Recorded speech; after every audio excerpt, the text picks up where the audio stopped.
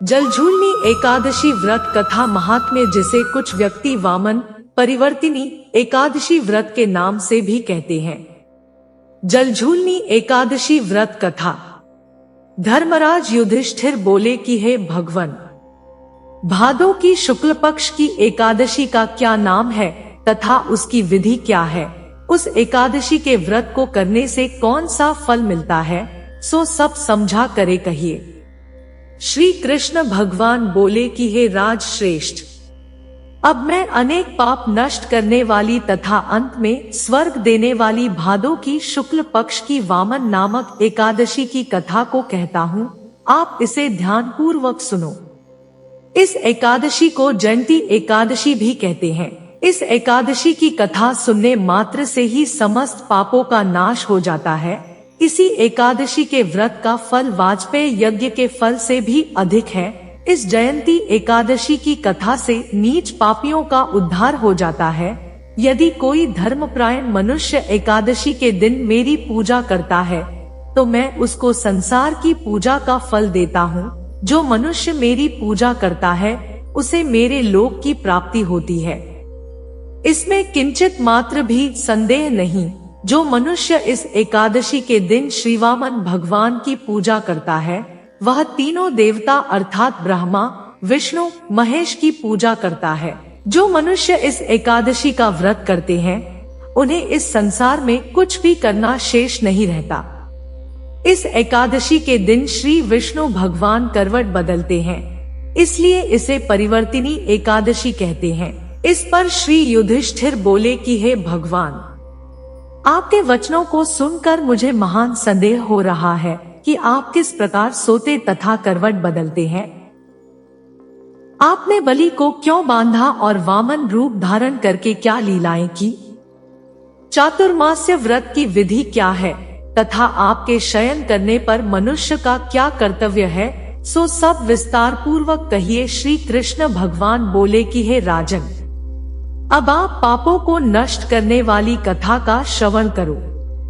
त्रेता युग में बलि नाम का एक दानव था। वह अत्यंत भक्त, दानी, सत्यवादी तथा ब्राह्मणों की सेवा करने वाला था। वह सदैव यज्ञ, तप आदि किया करता था। वह अपनी भक्ति के प्रभाव से स्वर्ग में इंद्र के स्थान पर राज्य करने लगा। इंद्र तथा अन्य देवता इस बात को सहन न कर सके और भगवान के पास जाकर प्रार्थना करने लगे। अंत में भगवान ने वामन रूप धारण किया। मैंने भगवान तेजस्वी ब्राह्मण बालक के रूप में राजा बलि को जीता।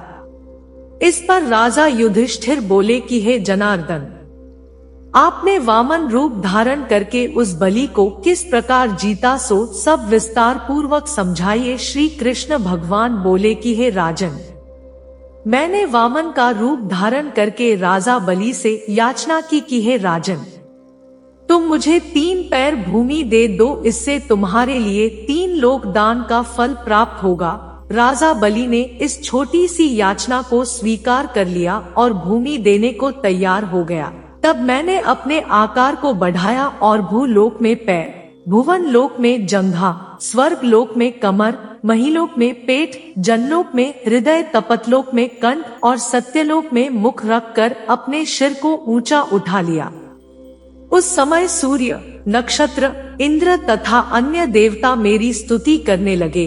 उस समय मैंने राजा बलि को पकड़ा और पूछा कि हे राजन, अब मैं तीसरा पैर कहाँ रखूं? इतना सुनकर राजा बलि ने अपना सिर नीचा कर लिया। उस सिर पर मैंने अपना तीसरा पैर रख दिया और वह भक्त दानव पाताल को चला गया। जब मैंने उसे अत्यंत विनीत पाया तो मैंने उससे कहा कि हे बलि, मैं सदैव तुम्हारे पास रहूंगा। भादो के शुक्ल पक्ष की परिवर्तिनी नामक एकादशी के दिन मेरी एक प्रतिमा राजा बलि के पास रहती है और एक क्षीर सागर में शेषनाग पर शयन करती रहती है।